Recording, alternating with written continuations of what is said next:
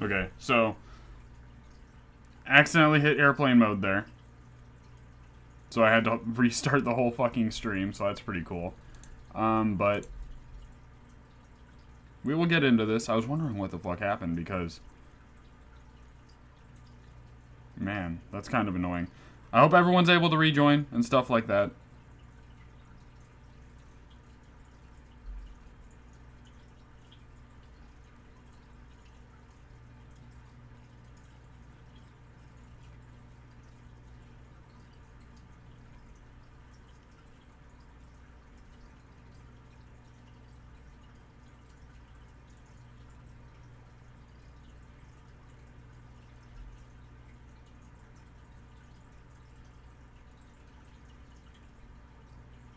Nah, dude, you're good. I accidentally hit airplane mode, so we're back. That was fucking weird. Won't happen again. But I did want to go over this video you linked in my last live stream, like I was saying before. I'll leave the last VOD up just so everyone can be caught up if they're just watching part 2 here. So we wasted enough time with me babbling on. Let's get into it. Official cultivation. Let's start this video with talking about why the cannabis plant even produces all of these molecules, because that's kind of the basis of why this paper is important. Remember, plant chemistry is super like interesting. THC, I'm really excited CBD, to get into it. CBG, terpenes. I love like learning more about it. caryophyllene, myrcene, limonene, all these awesome molecules that the cannabis plant produces. It's producing them for a reason, and most of the time. She pronounces it limonene. I've always pronounced it limonene. Not that it matters, but how do you guys pronounce it? That's to protect itself from the environment. Yeehaw. So in the case of cannabis, when we think about the glandular trichome, the part of the plant that's producing most of these molecules, it has both chemical properties that are protecting it, and it also has physical properties that are protecting it. Also, put down, what do you guys want to be the goal if we hit 5 super chats for $2? Because I really want to set up a goal, but I'm running out of ideas and for goals, which isn't like the biggest problem to have, but just let me know what you guys want, because I do want you guys to get something extra for donating if you decide to donate. So the physical properties are pretty easy to conceptualize in our head, because if you've ever tried to roll up some of that sticky, icky weed, you'll notice that your fingers get really sticky, right? And that stickiness of the trichomes helps protect that plant from some of the environmental dangers like insects trying to eat the plant, right? So the insect is going to get stuck on the trichomes and it's not going to be able to eat the plant anymore. And then, of course, we have the chemical component of defense on the plant's part, where the plant is producing certain molecules to protect the plant from other insects that might be trying to eat it, or maybe larger animals like deer or rabbits that might be trying to get a little snack. Or it's producing molecules to help protect it from the sun. Because yes, plants can get sunburnt too, and we need to make sure that the plants are able to produce enough of the antioxidants to act kind of as a sunscreen to protect that plant from the environment. So that's why plants are already producing all of these bioactive compounds. And of course, we benefit from these too, because we're essentially just big old insects walking around. And since the plant has co-evolved with these insects to specifically target their brains, and we're just a big old insect with a big old brain, we enjoy the effects from ingesting this plant. We do enjoy the effects, and I think we're more meant to enjoy the effects rather than most animals, because I could see how, like, being a small bug and then eating a large amount of THC could be a huge problem for them. Maybe they have an experience that they don't enjoy. Maybe it's easier for them to die of an overdose. But one big reason, which is important as to why we're doing the 48-hour light cycle, is I touched on this in my video that was posted this morning, which already has over 50 views, so thank you guys very much. But basically the theory behind it is to have them experience a super long light cycle to help produce more of those trichomes and to produce more cannabinoids and to produce more terpenes. And I've actually been able to dim the lights a little bit to lower the intensity, so that I'm not losing those effects and my plants can actually produce more than actually evaporate. Because if you guys have been keeping up for a while, you would know that my plants have been in like mid to high 70s the entire like flower cycle, because I wanted those lights to be super intense. And they're taking it super well and all that good stuff, but being able to get the temperature down into the mid 60s is definitely a benefit to me, because I'm not going to evaporate the terpenes that are being produced during the photosynthesis period.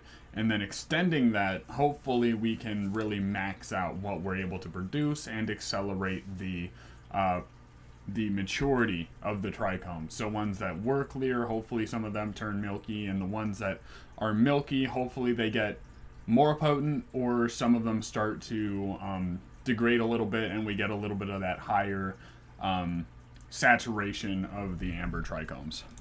And having these molecules interact with our brain, and these molecules don't kill us like they might for some plants, like for tobacco. You should look up Dr. Mayabee Shields if you like this kind of stuff. She actually works with the girl you're watching now, or at least she did last time I checked. That'd be super Nicotine interesting. Is acting as a molecule that helps kill predator insects. That I are love trying finding to eat more us. cannabis For educators us, to learn since from. we're so big and our brains are so big, it doesn't kill us. It just feels great. So kind of similar story with cannabis, that we are just these big old insects and we benefit so much. For anyone who doesn't know, this video is coming from Canachem, Cannabichem. So check her out. Seems to have a decent amount of good information. Only has 10,000, just over 10,000 subscribers. So go support her. Go get educated. Someone who seems smarter in the field than I do. Much from that coevolution or than I am. of the plant and of insects. Back to this paper. So we've known for a long time that the mineral content, the nutrients, the soil composition, the amount of light, all of these things play a critical role in what that final flower product is going to look like. But we've never had a study that directly compared using the same genetics, the same clones grown indoor versus grown outdoor. This is something I want to do. What the differences in the chemistry actually looks like. And not just the chemistry, but also the physical components, like how sticky it is. And this paper just shows some absolutely amazing insights. So as I kind of just mentioned, but these are the general methodology of this paper. So we have clones, N of 3, which is not a huge N, but we'll take it for an initial study. An N of 3 for 2 different cultivars. A cultivar is the same thing as a strain. So you have one strain that's grown indoor and outdoor, and then you have another strain that's grown indoor and outdoor. And there's 3 replicates for each of those. And then after they harvested the plants at the same time, so they had the same amount of time to grow. And then the authors looked at the metabolic profile, meaning all of the different chemistry that these plants are producing, to try to understand the differences. And then they used tools like PCA plots to actually graph that. And a PCA plot is this really cool tool for research to show differences very easily on a multivariate system.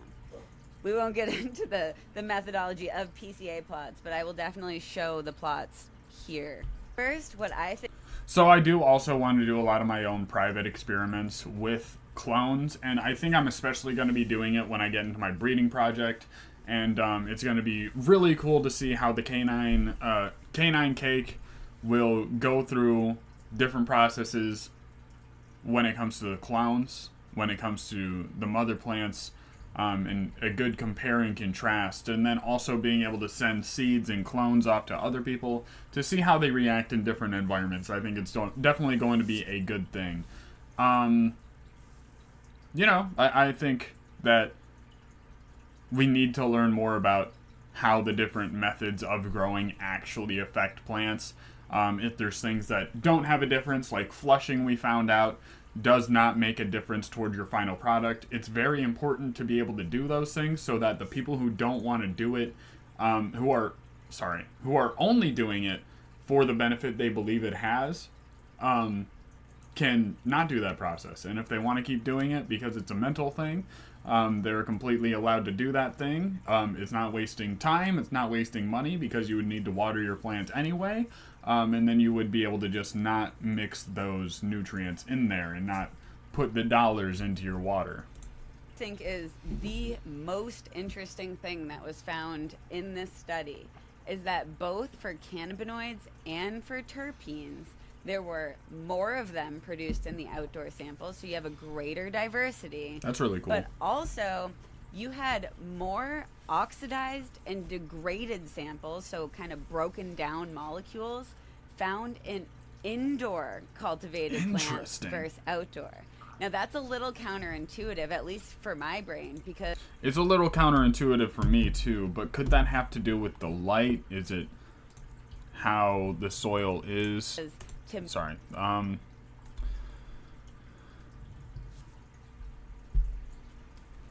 been wondering if different terps are produced at different temperature. I haven't been able to find any data on it. I don't know if they're produced at different temperature, but they will evaporate at different temperatures. How do I make this go away? Like the stuff around. I don't know. I think I might just have to work with it. So CBN chart, it looks like the names are above the chart. So CBNA here at the top. The red, I think, red and yellow, I don't know what this chart really means. Comparison of the cannabinoids that me, I was thinking, here. I'll put it back in theater mode and see if I can deal with this a little bit better. Comparison of cannabinoid resulted from oxidation and degradation. CBA, A9, THCA, CP indoor, CP outdoor. But what do the colors mean? Maybe she'll get into that. okay, outdoor has this harsher environment, so maybe in the outdoor environment you'd actually have more oxidized and degraded molecules, but that's not the case. And I'm going to tell you what the hypothesis is from the conclusion of this that was discussed by the authors, because I think it's a really great hypothesis. I also want to hear So, both for terpenes and cannabinoids, I'm going to read off some of these oxidized products because they're not very well known, because they're never tested for and they're very rarely researched. So some of these oxidized cannabinoids include CBN, CBNA, hydroxy-CBNA, CBNBA, CBNDA, CBEA, CBT isomer 1, and CBT isomer 2, and then some other ones as well. Interestingly, these are also some of the molecules that are actively produced during the smoking process when you apply high heat to cannabis, aka when you smoke it. CBT, CBE, CBL, CBC, these are all examples of this. So what the authors hypothesized was happening here is the fact that an indoor cultivated cannabis variety is not producing as many antioxidant molecules. And these antioxidants Sorry, did is she the say- reason for the secondary metabolites in that Shit. This isn't mobile. I can't go back that way. Did she say that indoor creates less antioxidants? is not producing as many antioxidant molecules. Just missed And it. these indoor cultivated cannabis variety is not producing as many Okay. antioxidant molecules. That kind of makes sense And these because they're not antioxidants, this is the having to reason fight for the against as secondary much. metabolites in that plant. And if the terpenes are not present to be able to act as an antioxidant for that plant, that means that more and more molecules are going to be degraded and oxidized and not in their inherent form. So this is neither, I shouldn't say it's good or bad, but essentially these are just more unknown molecules that we really don't know the bioactivity for. So they're likely not harmful, but we don't know anything about them, and we know that they're in higher amounts in the indoor cultivated samples. Okay. For both the outdoor cultivated varieties, the authors found a greater diversity in the actual molecules being produced for terpenes and cannabinoids. So you had way more variety in the outdoor cultivated samples Again, it makes compared sense. to the indoor cultivated samples. So some of the terpenes that were remarkably higher in outdoor versus indoor cultivars were limonene, beta-myrcene, beta-caryophyllene, alpha-humulene, alpha-bergamontine, alpha-guanine, germacrine B, and then a few others. What you'll notice from this list is a lot of them are sesquiterpenes, which are the larger molecules. So who knows exactly what that means, but I'm sure that plays a biological role in the outdoor cultivated samples versus the indoor cultivated samples. Now, interestingly, we have seen a steady decline in the percentage of terpenes present in flower. So we're not getting as much of that terp flavor. And I think part of this reason is because we only have indoor cultivation now. If you smell some outdoor weed, I'm literally trimming this right after this video, so ironically I have this right in front of me. But if you smell outdoor weed, it not only often smells more pungent, but it has a unique smell compared to indoor cultivation. Personally, I might be doing something wrong. So I'm not saying she's incorrect about this. I mean, the data is obviously backing this claim up that you will be more funky, you will get more terpenes, you will get a higher variety of terpenes, but that's not something I've really noticed. I've been able to get, and maybe that's because I'm doing something wrong indoor, that I'm able to get really smelly weed inside. But I'm really looking forward to this year to being able to consciously compare and contrast, because I'm going to do clones outside primarily because I want to do my breeding run this year. That's the number one thing I want to knock out. And if you want to join my stream later, I'm going to be doing a live stream. I think it's going to be members only, so if you want to join the community member club, I'm going to be starting my new garden, members only type stuff. So I will be doing that if you guys want to join the membership program real fast. It's only $5 a month. You get videos early, you get exclusive content, and I'm going to be doing the clones of Peanut Butter Breath. I want to see the females. I'm going to keep a breeding run going inside. I'm going to breed a selected singular father Peanut Butter Breath, if I'm blessed enough to have one, inside. Take the pollen. I think I'm going to do the shaking method where you shake the plant over the females. And I think I'm going to breed with F3 crossed with F3 for Peanut Butter Breath, and then Peanut Butter Breath crossed with Wedding Cake to get that first K9 cake F1. And then next year, I'm going to be able to actually full-blown grow my own genetic. And I'm really excited about it. But the reason I went on this tangent is because I cannot wait to see if I can compare and contrast the terpene complexity, the terpene profile, web, and be like, do a video where maybe can I smell the difference? Is this the outdoor or is this the indoor? Wedding Cake, Peanut Butter Breath, vice versa. I think I was on James Loud podcast, or I think it was on James Loud podcast. The guy was talking about the lights is energy wave and radio wave, so the indoor is on station 1 and the outdoor is on a different station 1. They're each getting a different song. That's not exactly how he said it. No, it makes sense because, like, not only is the light different, right? Like, the sun has different, like, waves than an indoor light. Obviously. They're getting a different intensity of UV light, red, purple, blue, whatever colors are in the full spectrum light.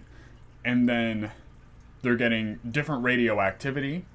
They're also getting a completely different environment around them. So the exposure to bugs is different, so they got to be more on high alert.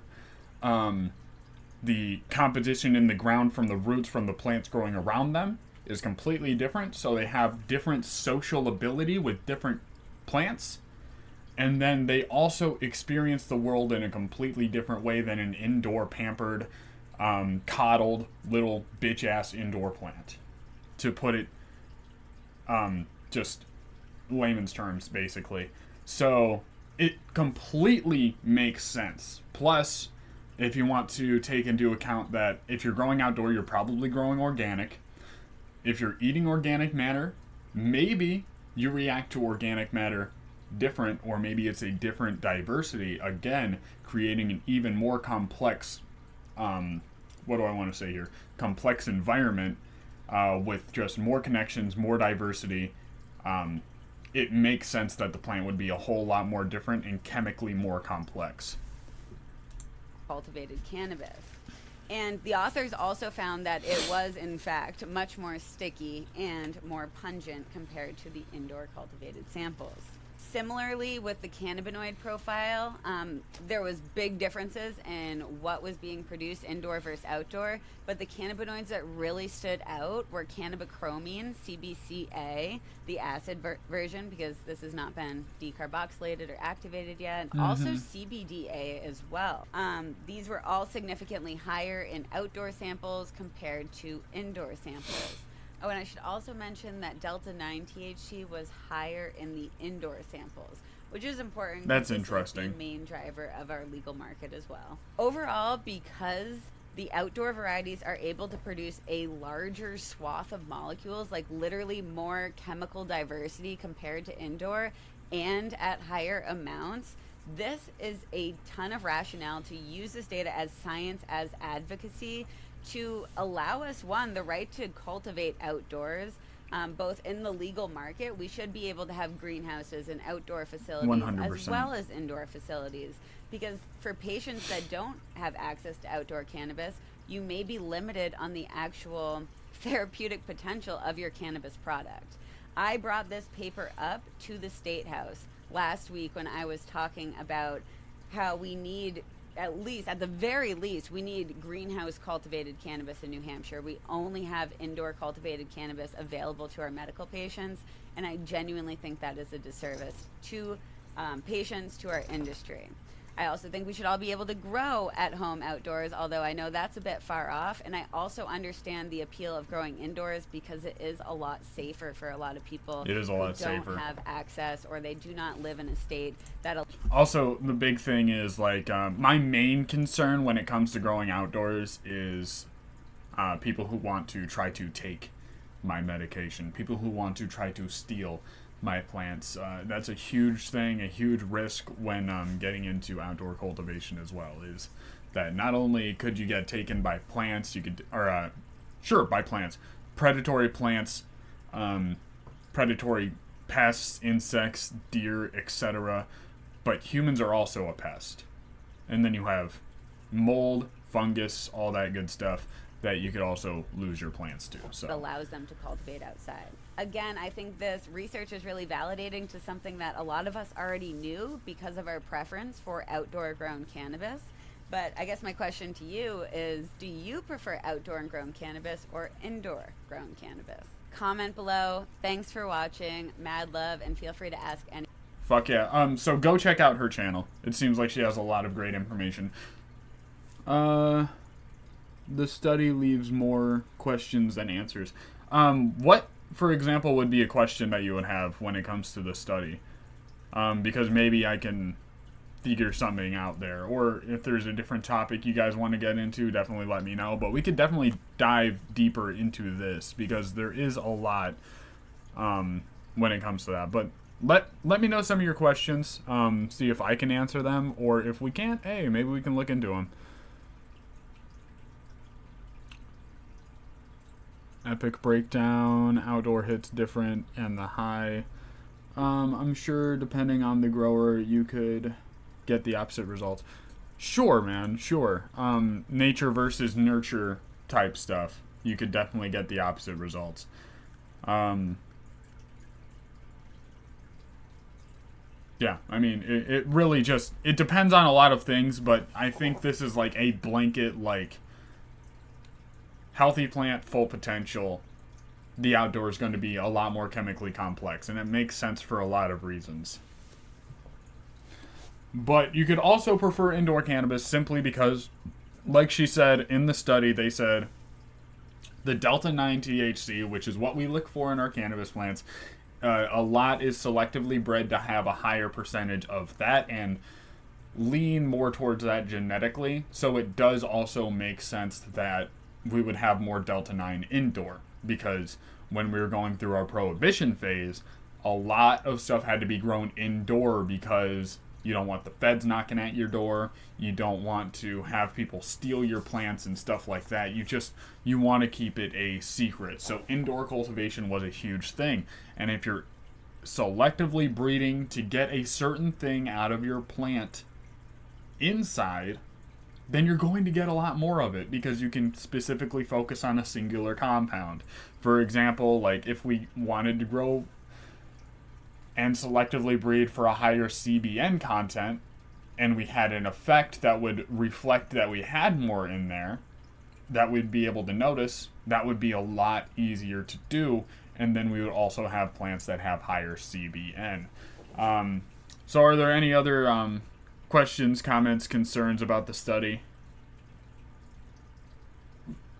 Because, yeah, sure, a lot of it will depend on the grower, a lot of it will depend on the specific environment, genetic coding and stuff like that. But I think this is just a blanket, like, rule of thumb.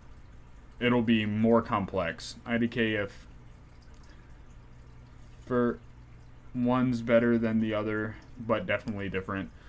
I think the reason she argues that it's better from a chemist, because she says strictly from a chemistry perspective in the title of her video, is because the terpene's more complex, there's more of a profile there, the cannabinoids are more balanced, and there's more of them produced in the outdoor, and less of them are degraded. So objectively, just from those three compounds, those three factors, objectively, from a chemistry standpoint, again, the outdoor would in general be better. So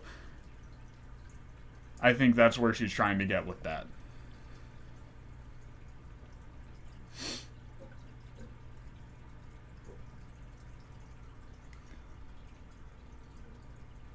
That's definitely fair. Personal preference, because I mean, if you prefer outdoor, maybe it's just that you prefer a more complex terpene profile, or you prefer having different cannabinoids, like a larger pool of cannabinoids. And if you prefer indoor, maybe it's that there's less contamination, there's less likely to be bug contact, it's less likely to face the outdoor stresses. It's more likely that it's going to be a small batch thing, and it's going to be better taken care of and have more attention put to it. Especially if you have a caregiver, for example, and they're growing like small batches and it's like the highest quality stuff. Like, sure, it's easier to preserve more terpenes, it's easier to preserve more cannabinoids, it's easier to monitor all of that and then have a really good environment. So it does come down to personal preference when you're talking about actual end product, but when it comes to the chemical composition, again, what this video was about, yeah, it's objectively better simply from the chemistry concept. And it would be really interesting for me personally to see if I can see an objective difference in the terpene profile when it comes to mother clones, or mother plants versus clones. That's going to be a very fun experiment to run. I would love to share my results with you guys. And if I could get in contact with a lab that would do results for me in testing, I think that would be great also. Do we want to go more into outdoor versus indoor, compare and contrast, or do we want to switch topics completely? That's up to you guys, but I'm going to get some water real quick. Let me know in the chat, and I'll catch up with it when I get back, and we will move on with our live stream.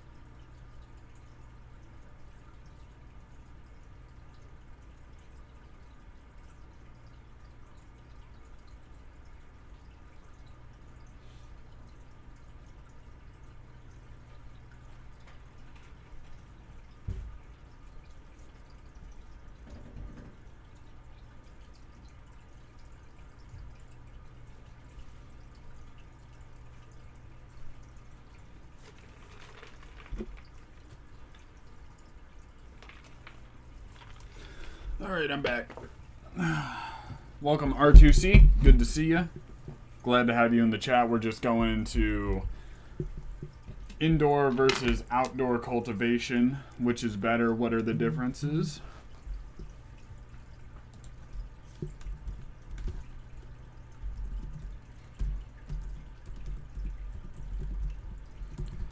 Let's see if we can find any more videos on the topic. Who prefers what? What is good or what is not?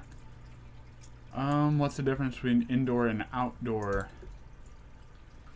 What's the difference between indoor and outdoor grown cannabis?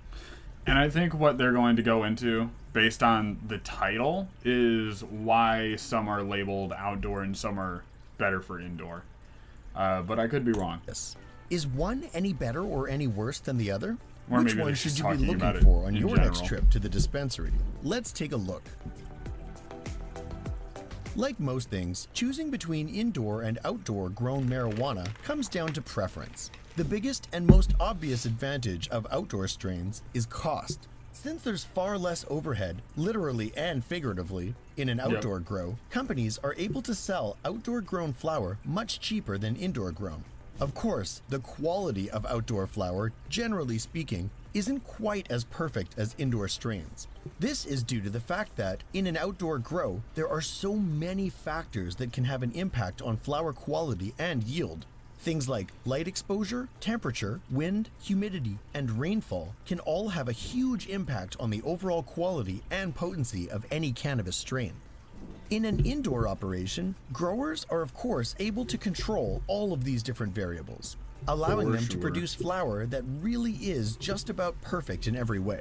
For these same reasons though, top-shelf indoor strains are always going to be more expensive than outdoor strains. That being said, Good morning, I there's am no Green doubt Giant. a massive What's appeal everyone for smoking on quality today, by the grown way? outdoor cannabis. Cannabis plants have evolved for millions of years in natural sunlight. So, when all the proper conditions come together for an outdoor grow, things like ample sun, consistent temperatures, little wind damage, etc., the resulting flower boasts a range of natural, full-spectrum, well-balanced traits that indoor plants just can't compare with. Some even say that the high from a truly top-notch outdoor strain is more euphoric and psychedelic than any indoor strain can produce. It's also Still, something I'd there's like to rarely test. any comparison between outdoor versus indoor grown cannabis when it comes to sheer quality. Due to the control that indoor growers have, indoor strains are often much higher in THC content, have more robust terpene profiles, and simply look a lot prettier than outdoor strains. Lastly, there's an eco-conscious viewpoint to consider as well.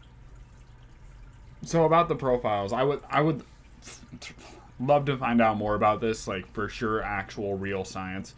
Because in the last video, she was talking about how the studies came back and they said indoor plants, purple elephant crossbreed between purple queen. That's awesome, man. That sounds really cool. Jesus. The chemical composition was more broke down in indoor.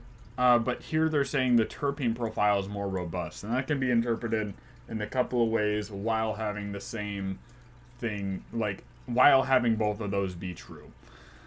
Because maybe the chemical compound that's broke down are the cannabinoids in the indoor, and maybe the terpene profile isn't as complex, like there isn't as many there, but the ones that are there are really there. Like, for example, if you have something that's like vanilla blueberry and you grow it inside, you get a really strong vanilla blueberry, but if you grow it outdoors, maybe you get the vanilla, the blueberry, and like they're there, but they're a little bit more mild, and then you also have like maybe an earthy gassiness, even though it's the same, like a clone from the same mother plant, maybe you could get those differences. I'm not 100% sure. And then obviously from there, the therapeutic effects will be different, the high will be completely different.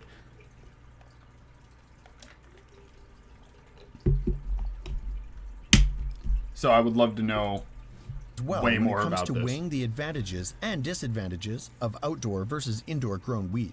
Again, since far less equipment and electricity is required for an outdoor grow, outdoor strains are, generally speaking, much more eco-friendly and sustainable than indoor strains. For sure. If you consider yourself an eco-conscious person, this is definitely something worth keeping in mind the next time you go to your local dispensary.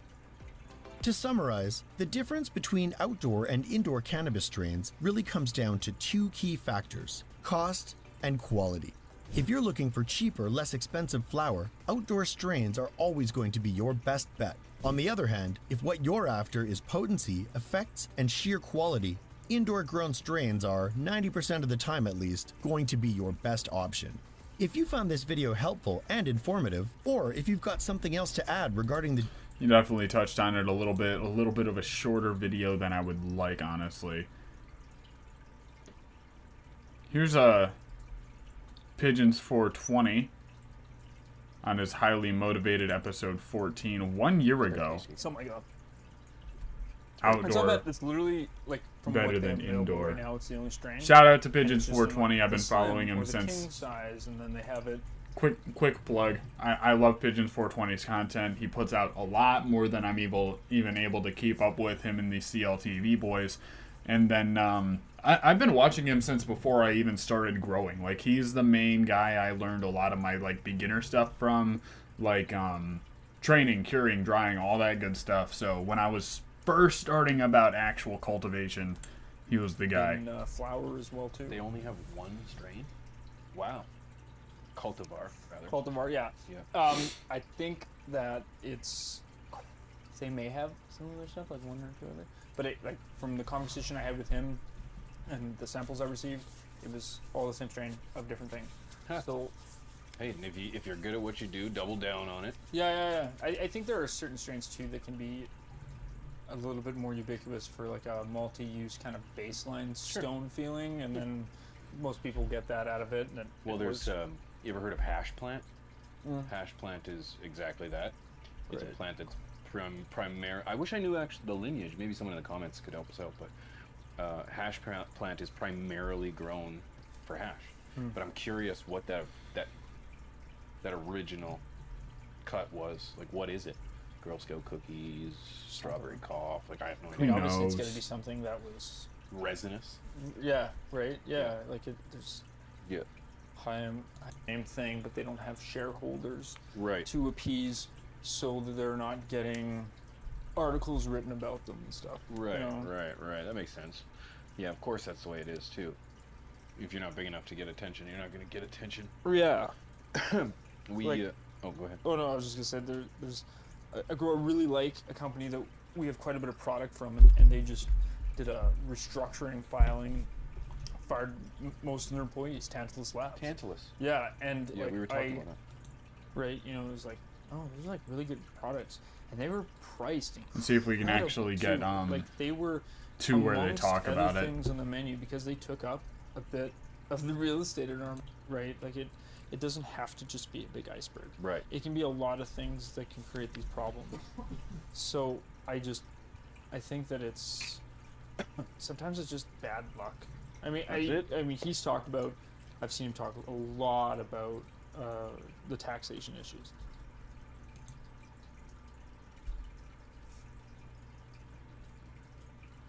Yeah, but that's his livelihood. It's not like he's working a 40-hour week on top of YouTube. He used to. And he wasn't putting out as much content. He was doing the exact grind that I would. He would sign off a lot of his videos with like, oh, that's it for today, gotta go to work, that type of stuff. And then I was actually following him, and it was a really big moment when he quit his job. And he was actually able to focus on this full-time. So, at the same time as like, oh, I'm not able to keep up with it, it's not just because like... It's not just because I'm working a full-time job, and it's not just because like he's putting out so much content. I also can't keep up with it because I'm also trying to do my own thing. You know what I mean? Like, I'm a dad, I'm a gardener in my own respect, and I create content for you guys. So I have a very busy schedule, and he's just absolutely killing the game. So I can't keep up with everything. Plus, I like to get information from other avenues as well. Like, I don't just want to learn from these 3 people who I've been following for a long time. I also need to focus on like the scientists and stuff, and that's why I think Mr. Grow It does a really good show, when he does his garden talk with Mr. Grow It, because that is a good hub for a lot of people to get information from a lot of different places. Well, yeah, welcome to Canada. What's up, Stoke Smoke? Taxation. Yeah, that's just the unfortunate Good to see ya. reality of having to deal with, this industry in this climate, because, like I said, we kind of loosely talked about this before. Yeah, I mean, regards to, like keeping up and watching all of his stuff, not necessarily keeping up. Oklahoma. I didn't mean keeping up with his pace as like competing with him or putting out as much content as he does, because I don't feel like I'm in competition with all of these guys. I don't feel like I'm in competition with anybody, because, wow, Pigeon 420 isn't quite like CLTV. Like when they do their different stuff, Pigeon 420 isn't quite like CLTV. I'm not like any of them. Mr. Grow It isn't quite like any of them. Mr. Canucks does his own thing. Custom Grow 420, as much as I'm personally not a fan of him, but I'm also not going to bash him. He's doing something completely different. 420 scene, my content is the most similar to him, but it's also a different flavor and we have different personalities. I don't feel like I'm in competition with any of them. I feel like we're kind of in a network where we work together, talk to each other sometimes, and then, yeah. It's like we work together to elevate the game rather than, oh, I'm going to get bigger than you, I'm going to make more money than you, I'm going to have a bigger influence on the cannabis community than you, because that's not the way I see it, and I don't feel like that's the way any of them see it. So I don't make as much content, but that is because I'm doing so many other things, and I can't watch all of his videos because I'm doing so many different things. So, for sure, education, etiquette, and teamwork. 100%, because I don't know everything. Pigeons doesn't know everything. Mr. Grow It doesn't know everything. The scientists are studying it don't know everything. We all need to work together, have our own experiences, learn from different people, and really just come together as a community because we're passionate about this thing. And it's something the hunting world has a really hard time with. It's something that I feel like if any community is going to narrow it down and really beat the nail on the head, it's going to be the cannabis community, because we have come up through so much that we have a different kind of bond than the other communities have. Oklahoma, and I talk about quite a bit. High tide raises all boats, baby. Their people voted against it. And I'm like, why? Why would the people vote against it? Well, they say, overregulation. And the Strange Show, go check him out taxes. too. I didn't mention And I'm thinking, him. well, what overregulation and high taxes is at least a start. Yeah. Look, Manitoba. Here, we got rid of the SRF fee that was a What's that? percentage on revenue fee that retailers were charged on their cannabis sales. So anything that was cannabis, there was a 6%. High tides and good on, vibes, baby, and total that's what it's revenues. all about. And that just went to the feds? 100%. Province. Yeah, went to the province. And it was called the social responsibility fee, the SRF fee. Okay. And, this is supposed to go towards all of these different programs, Sure. social awareness, Yeah. and it was like they were making money hand over fist, obviously. Millions of dollars, tens of millions of dollars collected, and they had like billboards and some like pamphlets, and you're like, so, where's all the money? Right. Social And people responsibility asked fee. where the money was, and they still haven't told anybody. But all of a sudden, it got put into a bill that it was going to get repealed. Not only did they repeal for this coming year, but they actually backdated the year for last year's as well too. So we didn't have to pay 2022s, and then we from 2023 on do not have to pay. Okay. And so it's like, a great win, because in a low margin product, losing 6% off the top is insanity. Horrible. And then that's not including regular taxes too. Right. Like I'm still paying off of that, and Income, then all the income other stuff. tax, Right. and a PST, provincial tax, GST. all the fun parts that come along Getting with it. taxed so it's out just of the ass, baby. right off the bat. It's what that it's about. limits your staffing and stuff like that. Like, I mean, basically, it's giving us the ability to grow the company and in the short term add more employees, and then all of a sudden I'm like, yeah, that's like easily a part-timer worth of revenue there that is going to be accessible to the company going forward, For sure. right? Imagine Like, that 6% that you could invest in your own company. Yeah. Whether it's towards hiring new staff, marketing, you know, there's so Cheers to many, everyone in the so chat, many different avenues. learning about indoor-outdoor Things you can spend cultivation, that 6% and on. apparently Yeah, learning and, about you know, taxes, I'm which is a terrible surprise with guest. the number game on this. Can't but it's avoid them, something not even in the like cannabis up to community. 55% of Just the chilling out cost on of the YouTube. flower is taxed Always got to be taxes. at the retail level. That's all we care about. Really? Revenue for Yeah. the state. Wow. Like I the had to amount process of the that. amount that I pay for it, it's the amount that the federal government takes is crazy, and then the amount that the province takes is crazy. And the province just really acts as a mediator of purchasing. There are some benefits there, but Okay, it but is incredible. To, of course, Where's they the have difference multiple between brands. indoor and Yep, outdoor? and That's then what we're here Jason for. Brown. There's lots of alcohol thing, and I go play that pyramid game Yep. and watch how Yep. few things own all of those brands. Yep.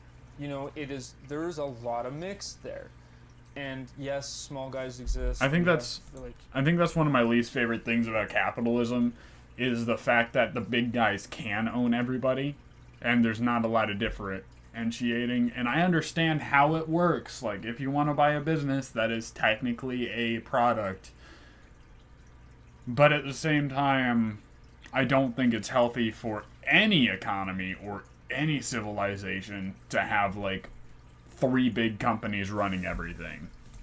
even out in Winnipeg, like there's whiskeys and vodka companies Sure, and all that. but just they're not doing amazing.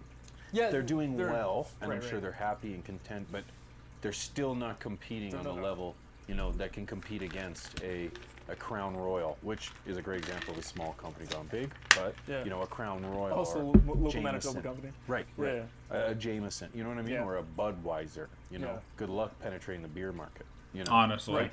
Like it's that gap of trying to, and that's what you want to avoid is that level that you just can't get past. You'll never be anything bigger than a craft brewery, you Right. know, or a craft grower, you know.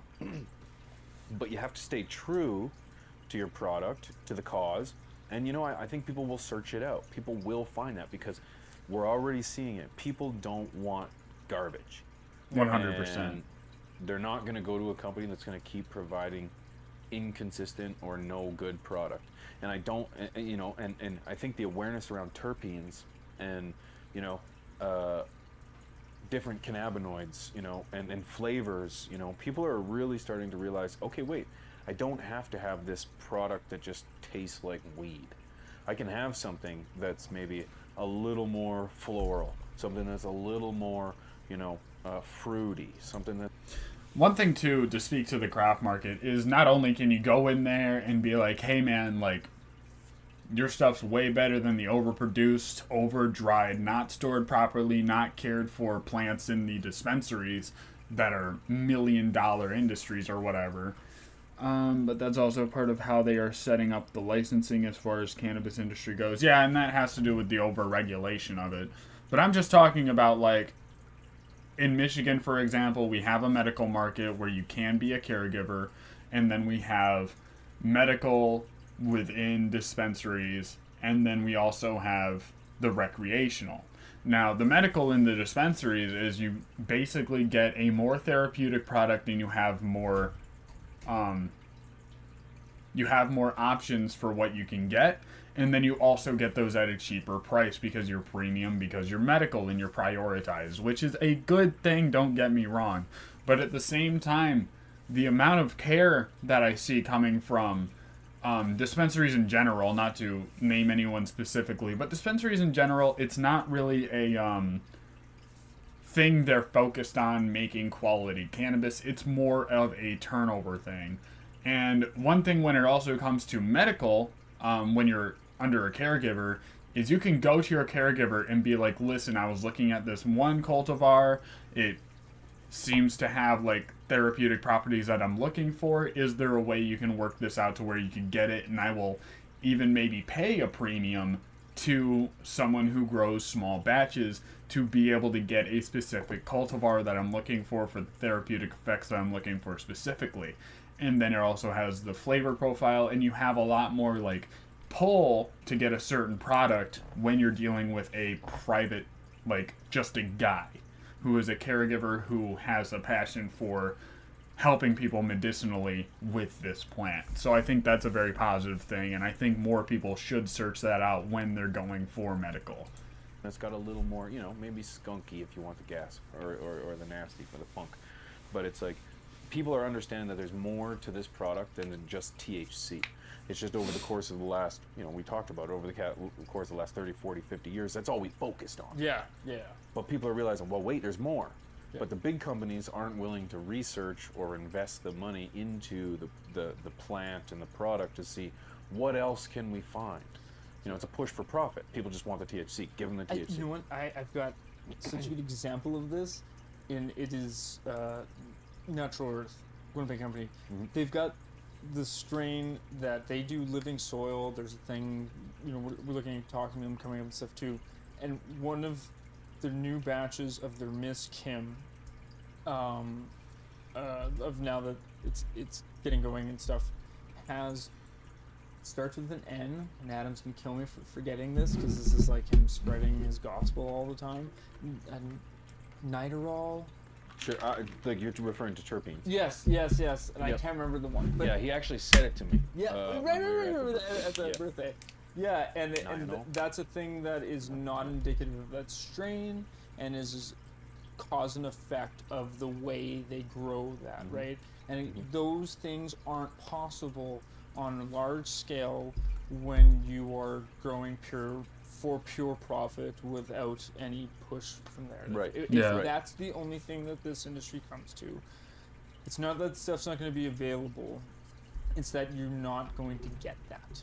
No, you're absolutely right. Yeah, he was referring to particular terpenes that are only found in living soil. Yeah, That- in the method of growing through living soil, increase And- those levels. And at a mass scale, you're not using living soil. That makes no sense. You're hydroponic. Right. Everything's flushed through It's tubes. efficiency. Yeah, Yes. And there's nothing to be. We're not snobbing our nose to hydroponic. I'm It's stubbing just- my nose to having one type of thing available. 100%. That's what it is. Like, I went to Versigy because we also need that if we want things like cheap concentrates. Right? Like, if you just want, like, some cheap shatter or something like that, or some distillate, like that stuff like there, then yes. But you also want the good stuff if you're a concentrate That's right. person There's a and you market. want to have some nice light There's a resin market. or There's something, cheap right? vodka, and there's Grey Goose. Yeah. You All those things have to exist. I don't want none of them. I want all of them. I want all of it. Yeah, I all of totally it. agree. I'm on the same page. That's what a healthy market looks like to me. That's right. That's right. And sometimes all shapes of life are going to use different levels of the product. If for example someone's making a sangria, it's I believe sangria is like a wine, but they use like fruit. They mix stuff. So if you're going to be mixing your liquors, well, maybe you're not going to use a premium liquor. You're going to get something a little lower bottom shelf, or and then that's the same with cannabis. Maybe you're cooking something, and you don't need the greatest product for good cooking. Right. Then you can use a lower You're shelf. buying moon rocks. You're buying when en you have masse. guests coming over. Right. Right. You know, At like- least you're not buying a massive moon rocks. You might buy a couple. Yeah. Right. But the reality is, I have friends that come over, and I like to put out a tray of herb and help yourself kind of thing. And yeah, I could understand where it's like, no, might not put out I've got some GMO concentrate over here that I really like it. Yeah. And you would have to pry it out of my. I think there are a few licensed holders that do living soil indoors. I don't doubt that it exists. It's probably just not super common, Cold dead right? hands to put that out on the table for people to enjoy. I get it. Different times. You're going out for a picnic. You're going out for a lunch, and all these kind of things. You don't need. And I do the same thing too, where it's like, oh, if I have people over who I know smoke and I'm not necessarily bringing the tray out and like laying everything out because like I have kids around and stuff. Well, a kid around and stuff. I'm like, hey, you want to smoke, bro? And then I'll usually, like, if I have a variety of things, I'll let them choose what we're smoking because I normally don't have a super big preference. And I'm like, hey, I think based on what you do smoke, you'll enjoy this more than the other things. But, yeah, sometimes I just let them choose. Like, it's a very casual thing, and I like to share the love with the people. You don't need a Grey Goose, you know. You're going out golfing, you know. There's a market for everyone, and it should be that way. You know, it should be available. I don't want. And I can't wait just to get to the point where we can $400 sell it ounces. like farmers Yeah, markets. That's ludicrous. No, but I also like that they exist. Yeah. Like, it's fun. Well, yeah, that's crazy. Yeah. I like that it exists because I do think there is a premium market. I do think that, you know, the bougier you like your stuff, the better. You know, some people but want it's a small percentage. very small. But Very I small. think it just But shows. Rolls Royce exists. Yeah, yeah. Mercedes in every exists. in every industry, those things exist, and it's good because it shows strong industry. Right. Right. And it from the cheap stuff to the most expensive thing that you can have, the economical to whatever. Like, it just shows that like people care, and they'll care to the point of making it art. Yeah. Sneakers, I think, is one of the greatest examples of that, right? Not only can you have nice, expensive sneakers just by themselves, now you can make it art, and now value is subjective upon whatever It's art. popularity and people's willingness to pay. And the fact that like we can kind of do that with cannabis is great. Like, I think that it's just, again, in retrospective, or in respect of, I should say, of It's definitely a really you cool still thing. need to have like a $26 for 5 gram bag.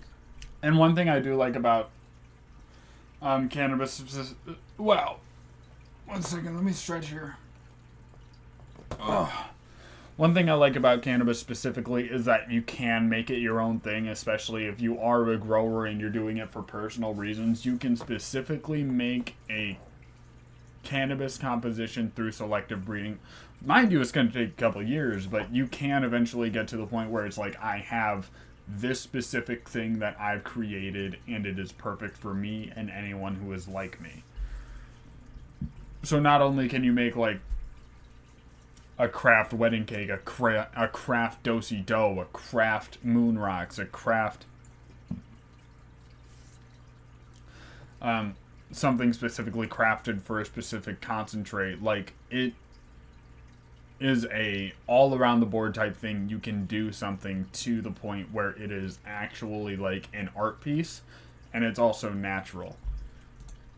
Right, But course. of good stuff.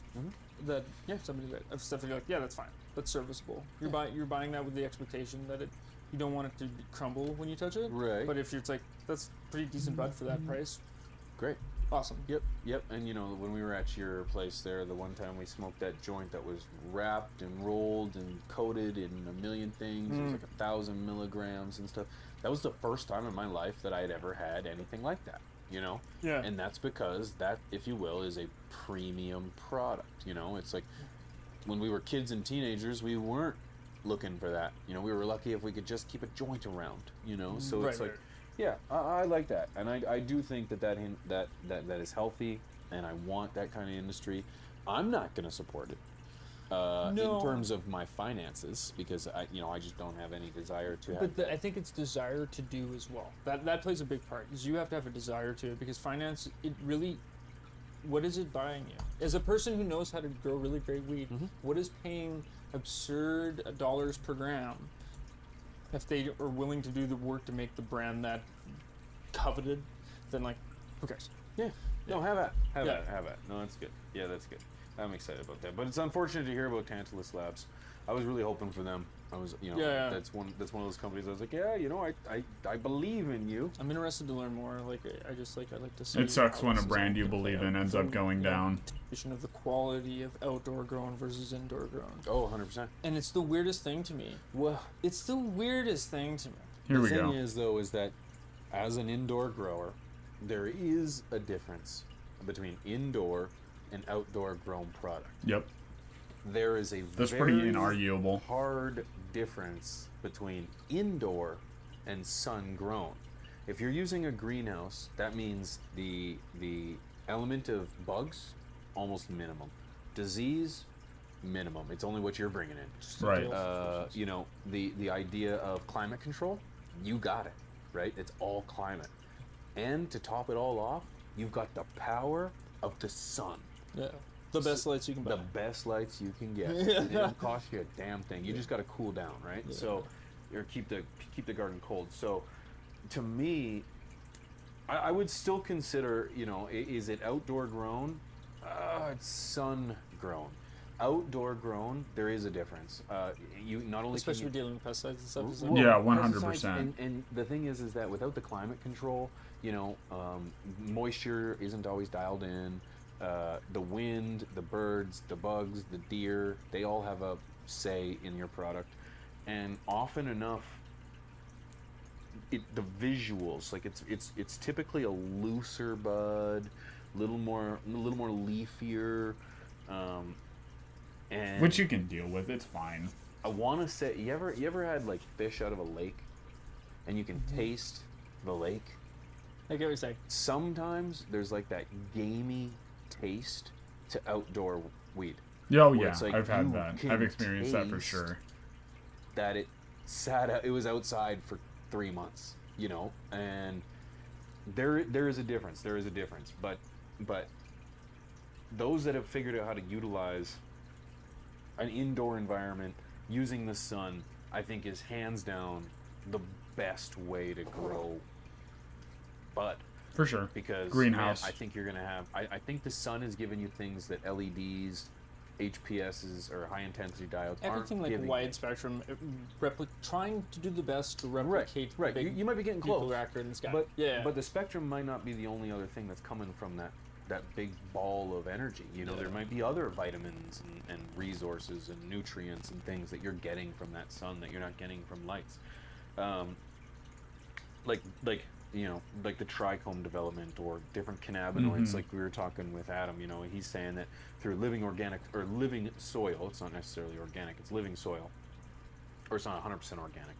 Through living soil, you are able to enhance terpenes that you aren't able to get in other methods of growing. right. Well, I would then argue that sun-grown cannabis is going to be sucking in things or being able to develop cannabinoids that you just can't get in indoor I environments. definitely you know? agree with that. Does anyone have any like arguments against sun-grown cannabis or outdoor grown or organic versus synthetic? Like, does anyone have any arguments against, like, if I said growing in a greenhouse in a very controlled environment, uncontrolled environment? Well, if you grow in a greenhouse, it's pretty fucking controlled. It's not perfectly controlled, but you definitely get the control there. And then, yeah, bugs do have a say, but you can get bugs inside too. Like I was experiencing bugs up until recently. So it's not like you're immune to those things when you grow indoor either. But I'm talking about like perfectly growing versus like a greenhouse versus growing indoor or growing purely outside. Does anyone have an argument to where it's not a contamination issue, because you can get contamination everywhere, as to somehow like greenhouse being lower quality? Ladybugs, green, lays, wigs. No more bug problems indoors. It depends on how controlled your environment actually is, too. I'm just saying you can get those things no matter how low the percentage is.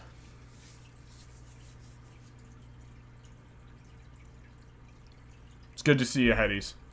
So I would be interested to see, you know, if we could do like a good analysis of some premium, well-grown bud, sun-grown versus ingrown or indoor grown, and you know, test the cannabinoids, the terpenes, and Same cultivar. every run yeah. them both. Now every phenotype's gonna be different, but you could really take, you know, 2 cuts from the same mom, send them off.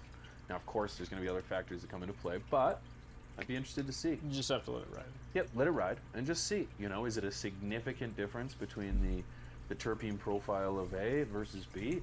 And that's kind of what we saw with the first video we looked at. It's like there is a big difference, I'm going to argue it's chemically Physical speaking. appearance, all those physical things. appearance. I like Well, that- looking at that Tantalus bud that you showed me, again, we can't show it here, but that was beautifully dense, hard, resinous. If I could do a big grow, I'd mix greenhouse lighting facilities with spectrum of the sun. Power is hard to replicate. It's not just the power. I think it's the diversity of the light and things that we simply cannot replicate with LEDs or any artificial light. Dandelion seeds are a pain for sure. Why are dandelion seeds a pain? Oh, do they just get into your stuff because they like parachute into your stuff and then like stick there? Is that what you're talking about?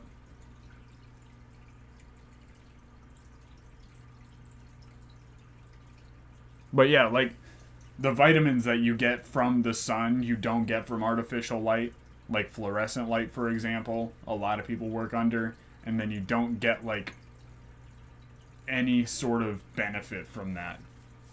But yeah, that's something I haven't experienced. But Chuck, at the same time, if you're growing in a greenhouse, that's not something you'll really have to experience, fortunately. But if you do grow purely outdoors, that is something that you would be risking for sure. But you could still, like, there's a good chance your cannabis is going to be higher quality as long as you can avoid the contamination.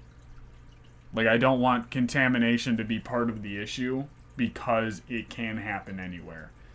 Whether you're talking about bugs, mold, parasites, viroids, anything like that. I just want to find out purely what is going to get the best. It seems like greenhouse organics seems like one of the best ways, if not the best way to grow. But Greenhouse I would never have sun-grown known- organics. I would never have known that it was outdoor grown and or sun grown versus indoor grown. You know, Like all my outdoor growing, it was years ago. I was in the Tinfoil Hat, good to see you again, man. Reoccurring chatter. I grow on a deck outdoor, 3 giant pots in a townhouse built lattice. Built a lattice thing with fake leaves to camouflage, reeks the whole neighborhood up. Yeah, I could see that, especially with the chemical composition much younger man, and like being the more intense. consideration for so many of these benchmarks were not considered, and it's been too many years for me to remember half of those characteristics in a way that would be useful. I remember growing outdoors and getting 6-foot tall plants with these just giant beast colas at the top, and them looking I've definitely like been the there Pineapple indoors. Express plants in the movie, right, where they've got the big shoot offs with I never like, really tried decent-sized autos colas and either. stuff out there, I but don't it know was if just I ever will, big other than humper for at the content. top, and they were One that has caught my eye is Creme de la Creme.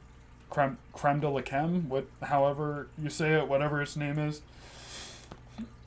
Creme de la Creme, I think it is. Auto seeds. I think that might be the auto I go with, just to have a strong chemical fuel-y kind of auto grown plant. I think that might be fun. super tall. And, Plus, it looks standing super in cool. them and taking the pictures and doing all that stuff. I remember getting a ton off of But- them. Humboldt Seed Company, mango sherbet. It'll change your mind about autos. All right, I might give it a shot. I think I would still rather prefer a regular or a feminized, like a photo period seed. Outdoor sunlight is best terpenator you can have. I fully agree. I'm not arguing against that for a lot of factors that I touched on during the stream. I've heard of that one too, I think. That's by Manifesto. We could definitely look into it. I gotta pee real quick. I've been holding it in for a minute. Maybe we'll look into some auto seeds during this stream. Who knows?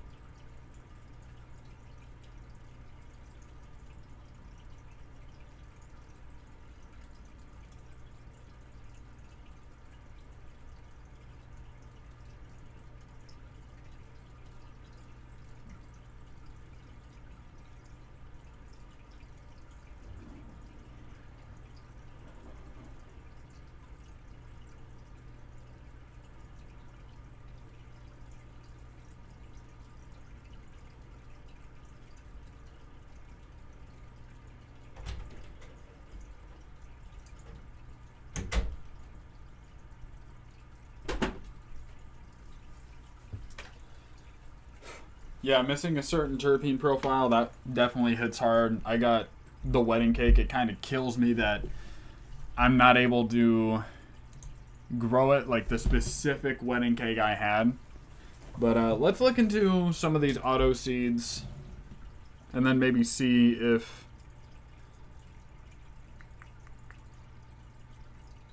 Let's see, specific one I wanted to look into...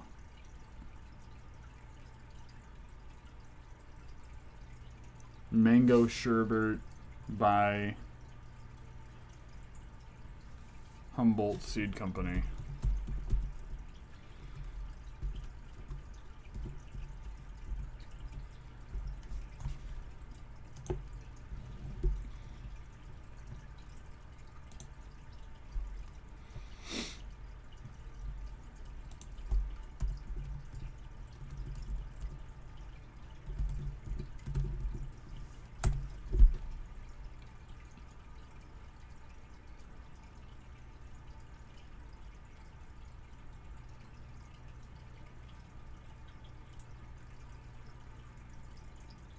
HSC has a huge version. I hope it works out for you, man. Oh, flower seeds.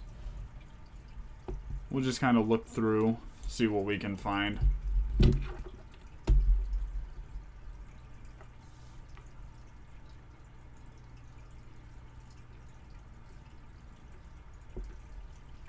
Just against the norm, nothing wrong with that. Apple Blossom, that sounds like a really good one that I'd be into. Caramel Cream, that sounds right up my alley. I like things that are like creamy, vanilla-y, desserty, sweet, fruity. Floral I like mostly. Humboldt Dream, Humboldt Headband, Jelly Donuts Auto Flower would be fun. Mango Sherbet, here we go.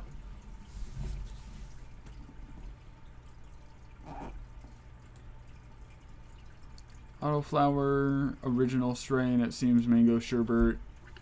Mango and Sherbet were destined to be cross paths. HSC breeding facility in Eastern Humboldt.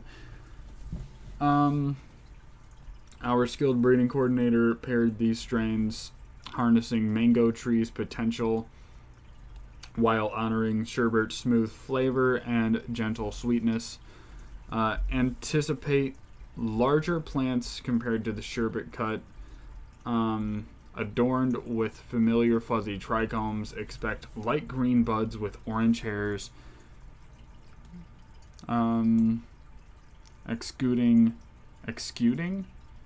fragrances of mango and sherbet, while subtle hints of whipped cream and strawberry effects are smoothing, making it an ideal choice for a laid-back afternoon. Yeah, no, this sounds really right up my alley, and if they have it as a feminized version, that would be really cool. People hate on them, but their shit has been better than 90% of all other blends I've tried. I think that most of the hate or backlash that they're dealing with has mostly to do with their triploid strains, and I have a video going over that also. We went over that whole drama on this channel. They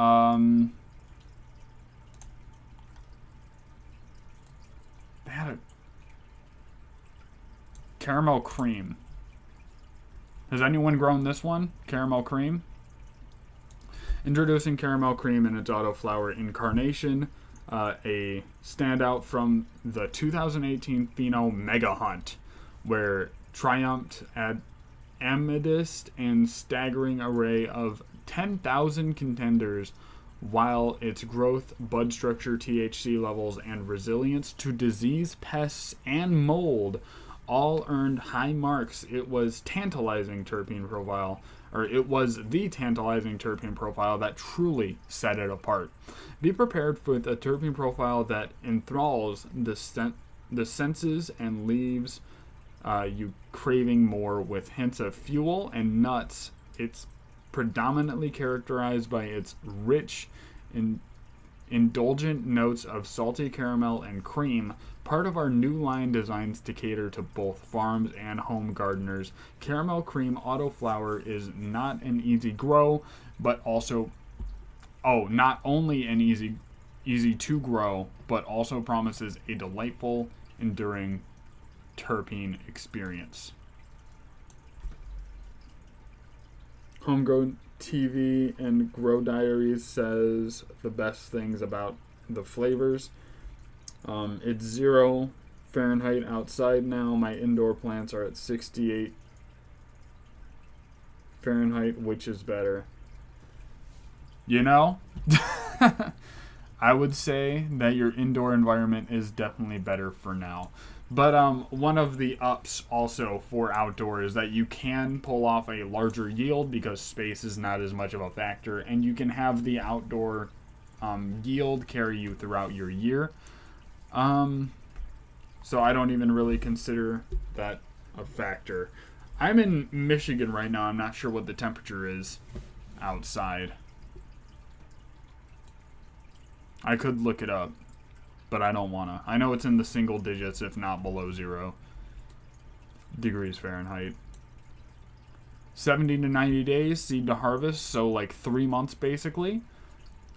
Salted caramel, fuel finish, strong and uplifting, 25% THC. I've only grown Manifesto autos, but I'm growing my first non-Manifesto auto this run. It's on day 15. It's garlic jam from Atlas Seeds. I've not gotten any seeds from them yet. Or Manifesto. All gas, apple blossom. Blueberry muffin is one that's on my list for sure. I watched Mr. Canucks grow that one. Blueberry pancakes, blueberry cupcake, caramel cream. Hey, fuck yeah, I would get that one. Chicken and waffles. That's interesting. Donuts triploid feminized. That's one that got us into a little bit of drama here. Dream Queen feminized. Emerald Fire OG, Farmer's Daughter, Fortune Cookie. Any standouts that people want to look into from Humboldt Seed Company here? High Biscuits, Pound Cake, Jelly Donuts, that's one I want to grow as well. Humboldt Dream, Lemongrass, Mango Sherbet feminized. See, they do have it in a feminized form, and this is probably the one I'd want to go to. What newts and medium do you use mostly 420? I mostly use peat moss, and I mostly use Remo Nutrient Line. They have been carrying me basically since I started. I also have been using From the Stash blend in my past couple of grows. You got to try Manifesto, bro. One of my favorites so far has been their Oreos drop and Ravenberry drop. I should check them out for sure. Those sound really interesting, and definitely the dessert type of fruity type sweet terpene profile I normally go for. No, I don't think I would have any problem with those. Orange Cream Pop, Potty Mouth, Pineapple Upside Down Cake, that shit would be fire.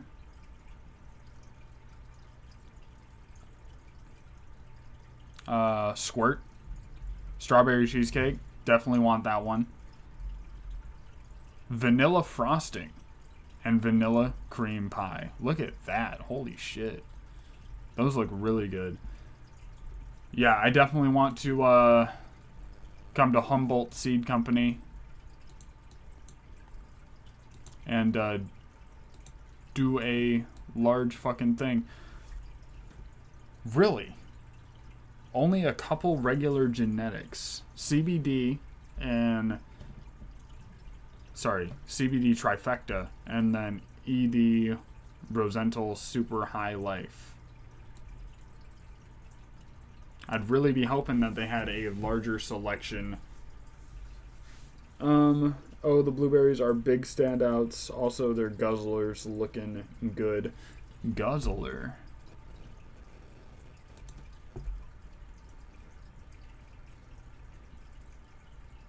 Dr. Earth. I have not tried Dr. Earth.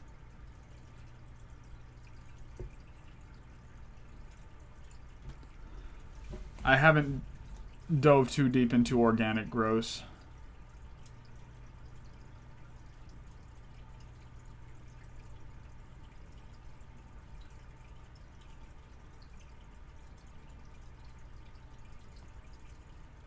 I'm not seeing any. Oh, here we go. Guzzlers feminized. Like a slushy type thing? Or like a fruity drink?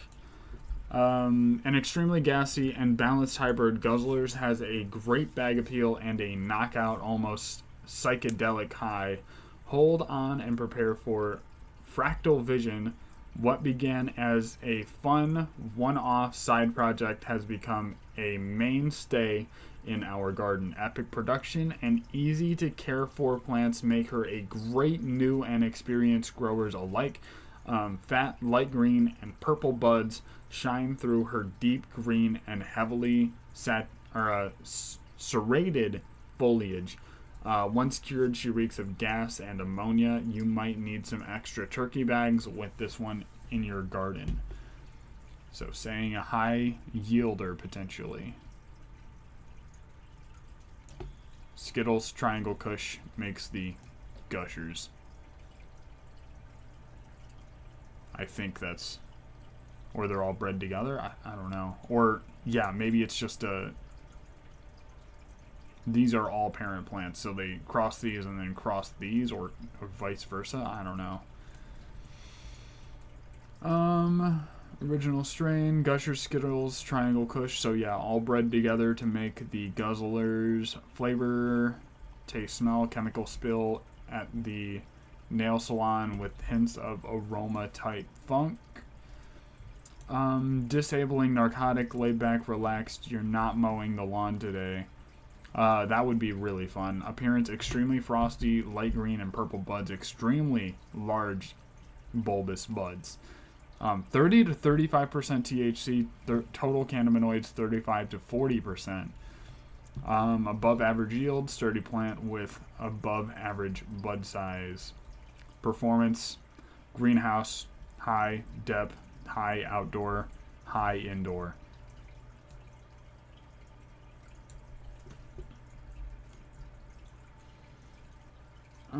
Tinfoil hat, I was just wondering. Grew some beans from Erie Genetics. He named Tinfoil Hat. That's pretty interesting. Black Runts feminized. Is that from...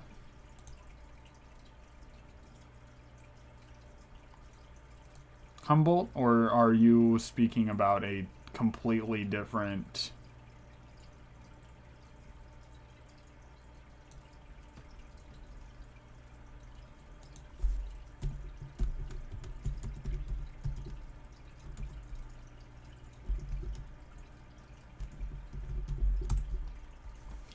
Black Runts. One thing I don't like about Runts is how oversaturated it is in the market, and how like everyone's like go-to right now is Runts Genetics.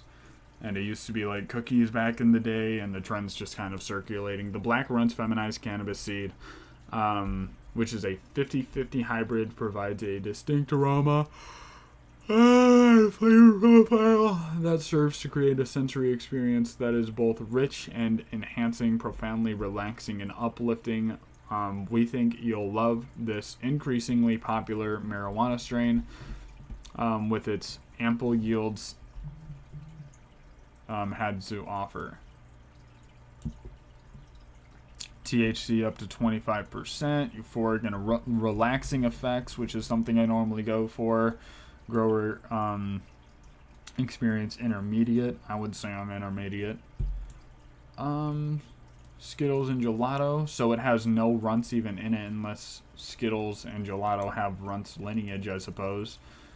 They might just be slapping that name on there. 55 to 65 day flowering time, so relatively quick. Effects, fatigue, happiness, relaxation. 500 to 600 grams per square meter. In outdoor yield, 100 grams or 1,000 grams per plant. Fruity, spicy, sweet terpene profile. Where to grow, moderate.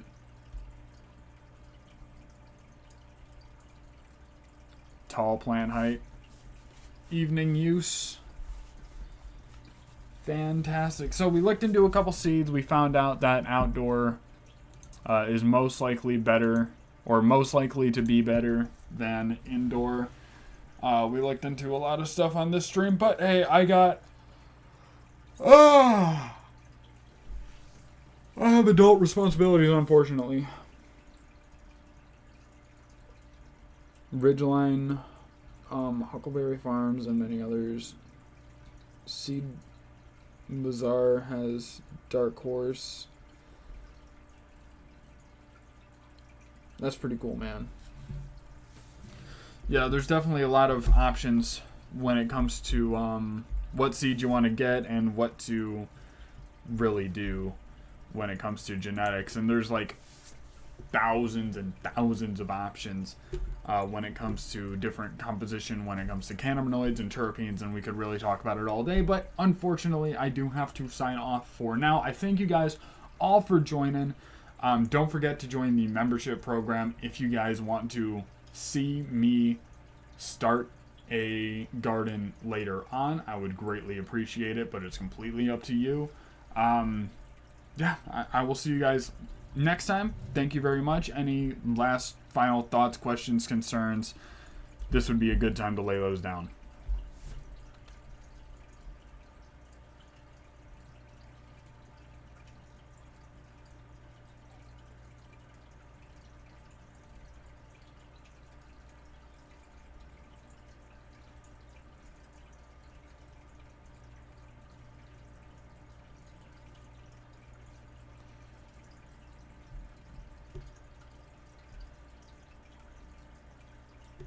Yeah, no problem, man. I love sharing the info, but hey.